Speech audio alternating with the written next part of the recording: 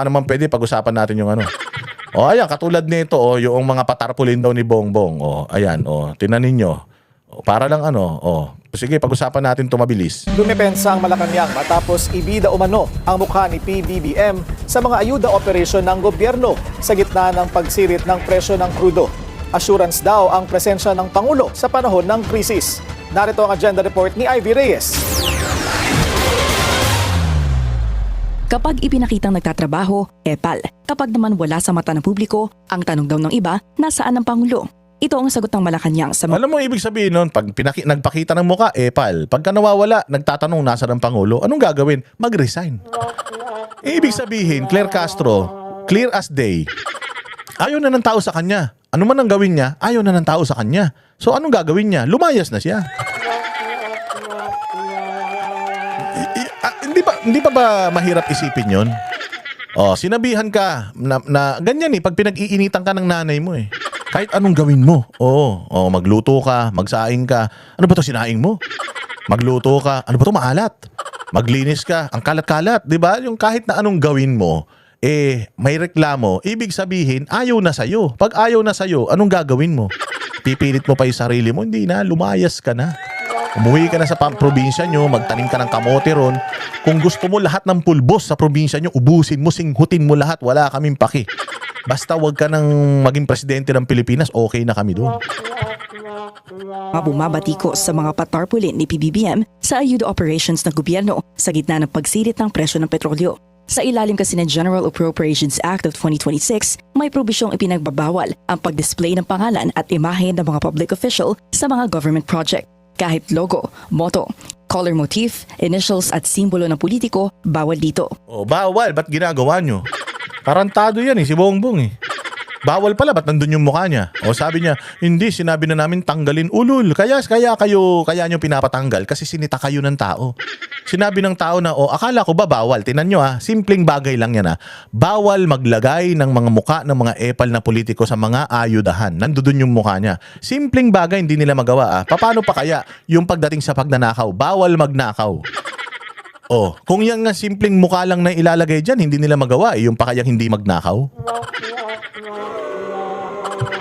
Yan ang problema natin sa gobyerno. Pag nahuli, kunyari, sila pa yung galit. Nahuli, bawal epal Diba? Sabi sa, matatalino na Pilipino Sabi sa GAA, bawal ang epal na politiko ngayon Bakit nandiyan dyan yung mga mukha nyo? Sabi niya, tapos sila pa yung galit ngayon. Oo nga, ba't nandyan yung mukha namin? Pinatanggal nga namin yan Ulul. Tangina nyo, ina-approve nyo lahat yan. Di sampalin mo yung sekretary ng DSWD, si Gatchalian, ba't nilagay yung mukha nyo dyan? Ang ina nyo, instruction nyo yan. Kaya nandiyan yung mga mukha nyo. Akala nyo kasi pera nyo nakalagay doon galing kay Pangulong Bongbong. Gago, hindi yan galing sa kanya. Galing yan sa mga taxpayers ng mga Pilipino. Ina ninyo, hindi nyo naman pera pinapangalandakan nyo sa inyo. Exempted ba ang Nagmura ako, bawal nga Bawal, sorry. Mapapamura ka talaga pag itong Judas na to yung kaharap mo. Si Satanas yung kaharap mo, hindi ka magmumura. Lurito? Hindi po siya exempted. Pero tandaan po natin na dapat din pong malaman ng taong bayan bilang presidente na ito ang kanyang proyekto. Para malaman ng taong bayan. Tarantado! Hindi na namin kailangan malaman na proyekto niyan. Lahat ng nangyayari ngayon sa Pilipinas, kagagawa ng presidente, mabuti o hindi. Tarantado, alam namin yun, siya presidente Na proyekto niya, gago. Hindi niya proyekto yan. Matagal ng mga proyekto yan, pinoponduhan nyo lang. Gunggong, matagal nang may DSWD. Ikaw naka-imbento ng DSWD. Matagal na nag-aayuda DSWD. Kayo nakaisip niyan. Whatever is happening in this administration, whether good or bad, it reflects to the president. Presidente yan. Kaya nga, yung mga kahayupan na nangyayari ngayon, sa presidente yan. Yung pagnanakaw ng mali-malitang pera, sa presidente yan. Sinasabi mo na itong mga ayudahan is proyekto ng presidente. So yung mga pagnanakaw, hindi yan pagnanakaw ng presidente? Putangin na mali, sorry, nagmura na naman ako. Pagkasalanan, pagpangit, hindi nyo inaako. Pero pag maganda sa inyo, parang nung panahon nung tatay niya, yung 13-month, PICC, Heart Center, lahat kanila. Pero yung corruption, billion-billion ng corruption, yung mga namatay ng martial law, hindi nila inaangkin. Pag maganda, inaangkin nyo. Pagkapangit, hindi. Pwede ba yun? Mga hayop kayo assurance na ang Pangulo ay nandito para sa ating lahat. Bago, hindi namin kailangan ng judge. Dapat talaga nandiyan siya. Nanalo siya eh. Assurance na ang Pangulo ay nandito para sa atin. Kahit wala na siya, mas maganda nga kung mawala na siya eh. Yan. Anong magandang, halimbawa, gutom ako. Dumating yung pagmumukha na yan, matatadyakan ko yan eh. Gutom na ako, humarap ka pa sa akin. Ang ina ka, wala ka namang ginagawa. Alam mo siya yung katulong mo sa bahay na putyang ina maghapon tulog. Maghahanap ka ng nagawa niya sa bahay. Ba't ang dumi ng bahay? Ba't ang daming hugasin? Ba't walang sinaing? Ba't walang ulam? Tapos makikita mo, yung katulong, putyang inang yan, maayos. Nagmura na naman ako. Bayan, ang hirap. Hindi ko yata kaya talaga. Makikita mo, yung katulong mo, nagpe-Facebook, nag-Mobile Legend. Anong gusto mo? Sakalin yan, di ba? Hoy, hindi ka. Tapos hihinga ka pa sweldo, yun naman din nun. Sir, sweldo ko na sa Biyernes, ha? Ay, may lakad ako. Wala siya nagagawa sa bahay. Ang dumi ng CR. Sabit-sabit yung mga ebak. Tapos, yung bigas, walang laman. Siya yung nag-iimbentaryo ng mga para mag-grocery ng mga laman ng pag magtitimpla ka ng kape, kita mo yung lagay ng asukal, wala. Inday! Asan yung asukal natin? Ay, wala na ba? Gago, meron. Eto, walang laman yung lagayan. Ay, wala na ba? Wala na ba asukal? Tarantado, maghahanap ba ako ng asukal kung meron? Ganun ba? O sige, pengin pera, bibili ko. Ang trabaho niya is dapat laging puno yun, yung lagay na asin. Yung tatay ko, galit yan. Pagka yung bigas, asin, asukal, wala ka sa bahay. Di bali walang toyo eh. Pero yung mawalan ng mga yung basic, nako, galit ang tatay ko dyan. Mantakin mo, bibili ko, akin na. Trabaho mo yun, laging puno kailangan yun. Ba't ang dumi ng bahay? Ay, madumi ba? Hindi, malinis. Kaya nga ako nagre-reklamo eh. Mantakin mo may katulong ka, binabayaran mo yung katulong mo para gumawa ng mga gawaing bahay, tas walang nagawa kahit isa, mapapatay mo eh. Ganyan si Bongbong. Tapos hihingi ng sweldo. Inang buhay yan. Hindi raw alam ng Malacanang kung ano ang gusto ng mga taong hinahanap ang Pangulo, pero pag nagpakita ay sinasabihang namumuliti ka lang. Ang sigurado raw, ayaw sa epal ng Pangulo. Ayon sa palasyo. Ayos epal, paka-epal niyan lahat. May bagong Pilipinas. Putang ina nyo. Sorry.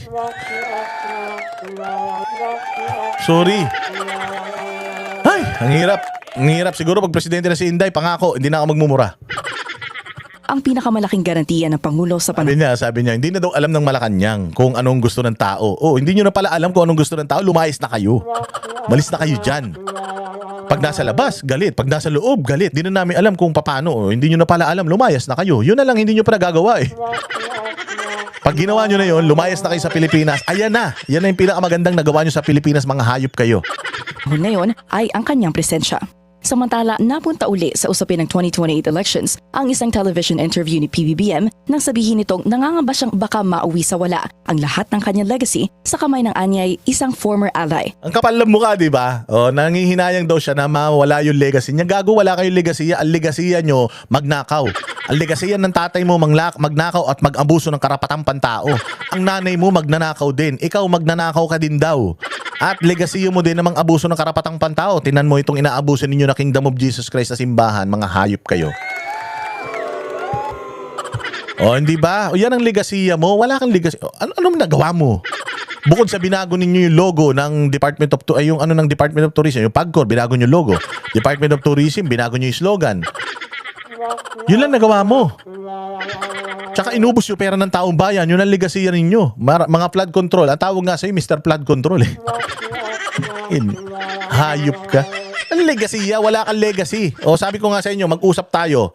Lahat ng mga legacy ni Pangulong Duterte, kaya kong sabihin sa inyo kahit nakapikit, kahit patras, kahit pabaliktad, ibakmas pa natin. Kayang-kaya kong sabihin sa inyo ano yung mga nagawa ni Pangulong Duterte sa bayang Pilipinas sa loob ng 6 na taon. Ikaw, Bongbong, ang dami mong vlogger, ang dami mong pati media operators, wala silang alam na nagawa mong maganda. Iisa na lang nagawa mo maganda, ang pangit pa.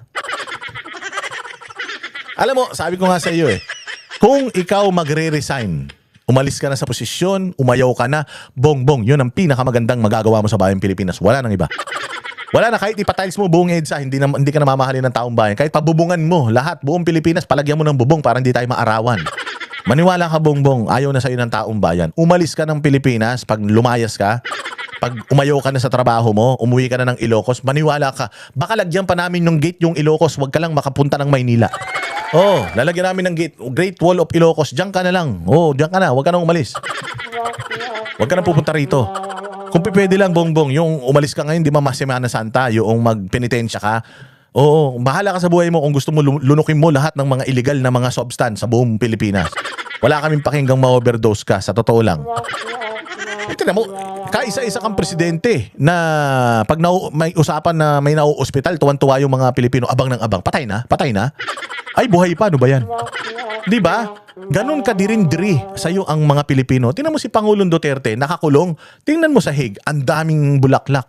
Tingnan mo yung birthday celebration niya sa Davao. Tingnan mo may birthday celebration sa Pasay, sa Pampanga, sa Quezon City, sa Cebu, sa ibang bansa, Malaysia, sa Thailand, sa Hong Kong. Sineselebrate si Pangulong Duterte, ikaw. Sabi ko sa'yo, isi-celebrate ka lang kapag umalis ka na sa posisyon. Visit ka. Tapos anong ligasiya sinasabi mo? Wala kang ligasiya, Bongbong, kahit isang sampagita, wala kang makukuha sa mga Pilipino. Makukuha ka dyan sa mga loyalistang mga tanga. Magbuo kayo ng planeta. Baka sakali. Kayo magsama-sama. Walang hiya kayo. Legacy sinasabi mo. Puro pagdanakaw lang ang ginawa nyo, kahirapan sa Pilipinas. Yun ang ginawa ng tatay mo. Nilagpasan mo nga yung ginawa ng tatay mo sa 20 taon sa loob lang ng 4 na taon. Hindi pinangalanan ni PBBM kung sino, pero may abiso ang palasyo ahead of the presidential race. Ito po ang masasayang kung ang pipili nating leader ay hindi maipagpapatuloy itong naging mga gawain ng Pangulo. Gago, wala magtutuloy niyan. Yung anong nagawa? -9 nga yung approval rating nyo. -9. Di mo naiintindihan yung Claire Castro, -9. Ibig sabihin, ayaw sa inyo. Anong nagawa sinasabi mo? Kung marami kayong nagawa, di sana positive rating. Pumantay muna sana kay Inday Sara at negative at positive 30. Hindi negative. Anong sinasabi mo nagawa? Putsang inang yan. Ano nagawa? Yung libre sakay tuwing linggo? 20 pesos na kilo ng bigas? Na 5 kilo pa lang yun na ititinda, ubus na? Na mapagkasya nyo yung bilyong pera sa maleta? Gumaling mag-compute ang mga tao. Alam nila kung gaano kalaki ang perang mailalagay sa isang malaking maleta, medium na maleta, small na maleta.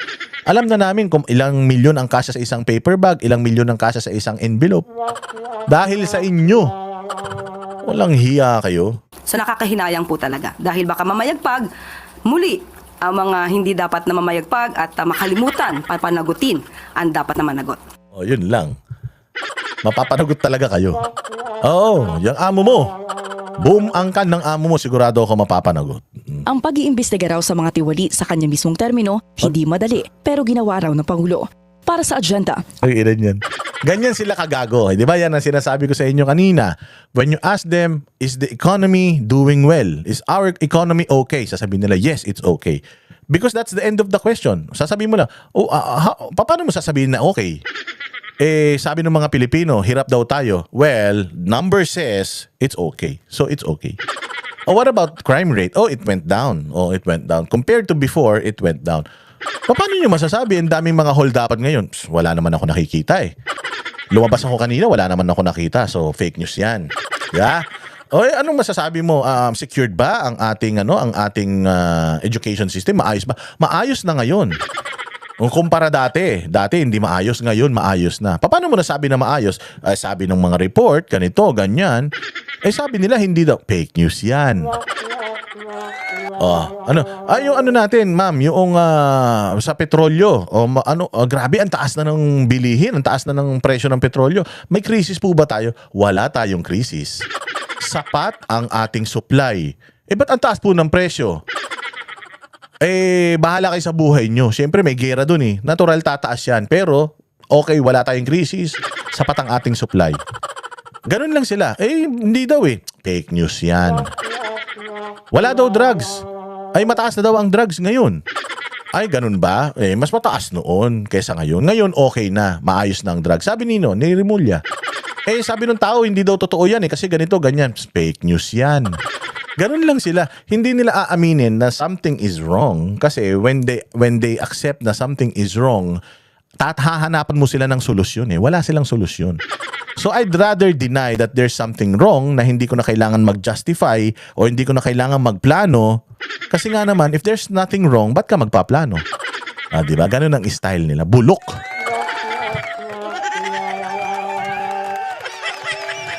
Mga walang hiya. Mga demonyo.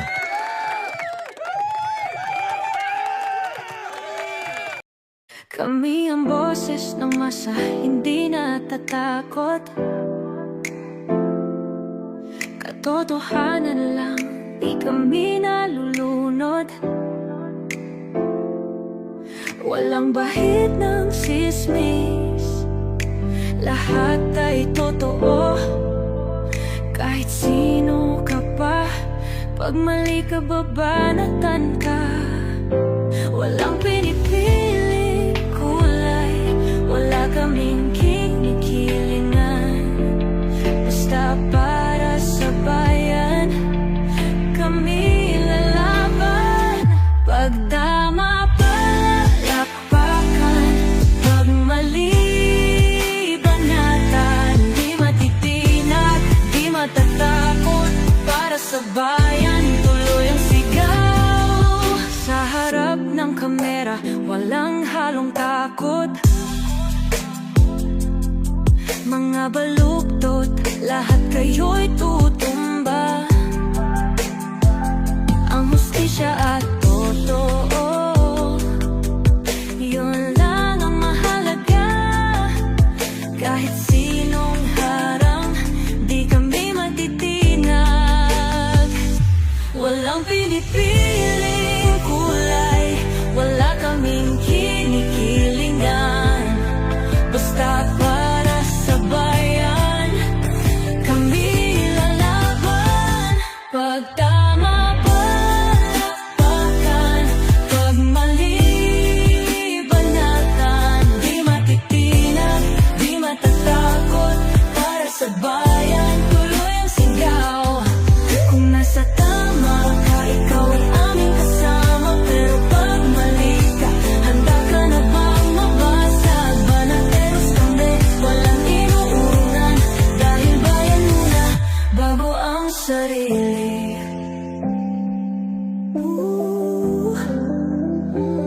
Bago ang sarili.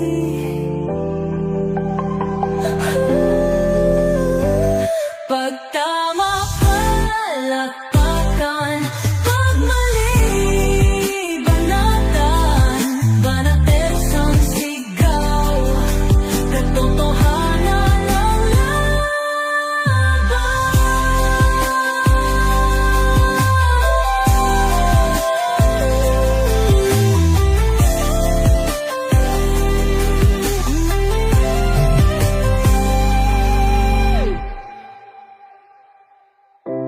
sa harap ng kamera,